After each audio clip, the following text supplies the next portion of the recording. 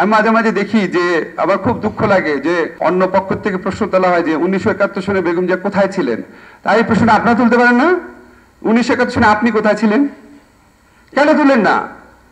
আমি আশ্চর্য লাগে, এত বড় একটা সংগঠন, আপনাদের বেগম জিয়া ছাড়া আছে কি? উনি নাই, আপনারা নাই।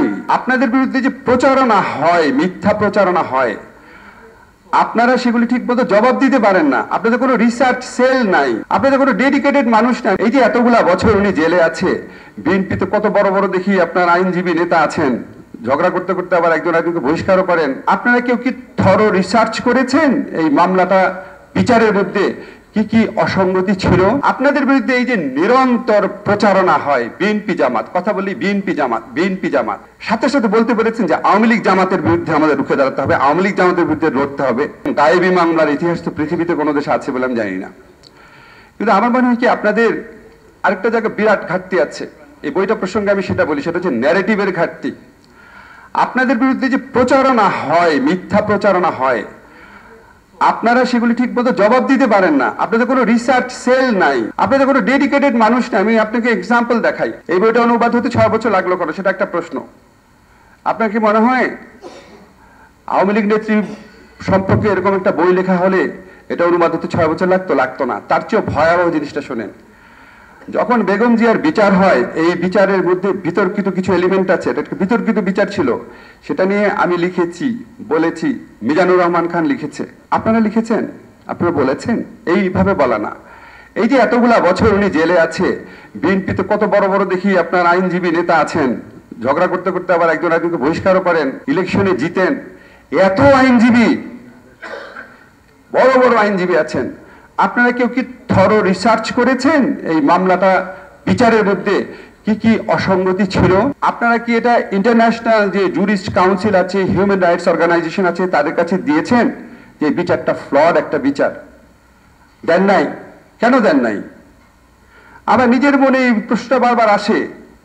আশ্চর্য কথা, এত বড় একটা সংগঠন, আপনাদের বেগম জিয়া ছাড়া আছে কি? উনি নাই, আপনারা নাই। উনি হচ্ছে অবিসংবাদিত একজন নেত্রী। উনাকে এইভাবে জেলে রাখা হয়েছে।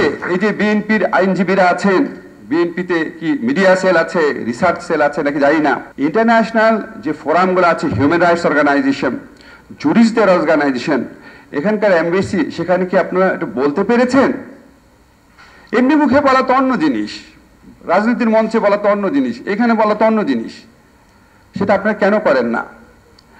আমি দেখলাম কয়েকদিন আগে বিএনপির ওয়েবসাইটে, 2 দিন আগে বা হয়তো গতকাল, আপনারা একটা ভিডিও আপলোড করেছেন যে যখন ওখানে আওয়ামী লীগ নেত্রী একটা ইন্টারভিউ দিচ্ছেন, তো ওনাকে আবেদ খান প্রশ্ন করেছেন আপনারা জামাতের সাথে গিয়ে আন্দোলন করলেন কেন?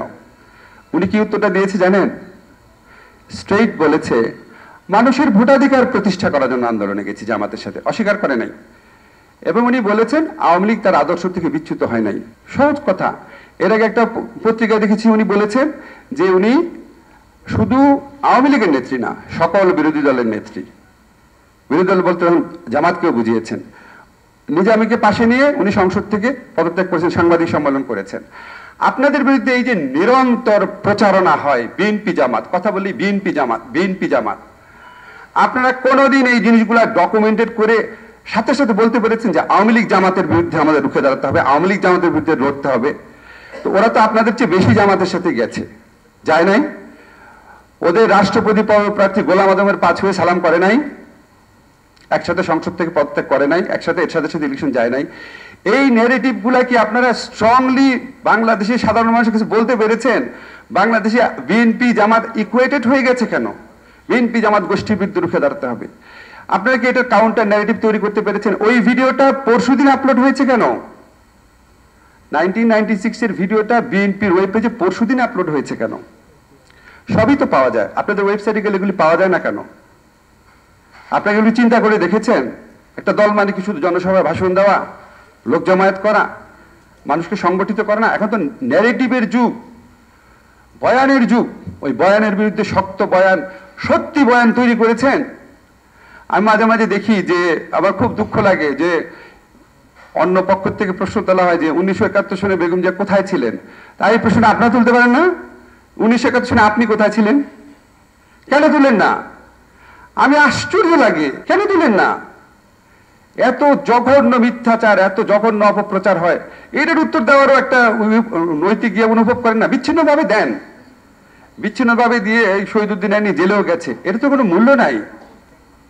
আপনাদের রিসার্চ সেল কই? আপনার ওয়েব পেজটা কই?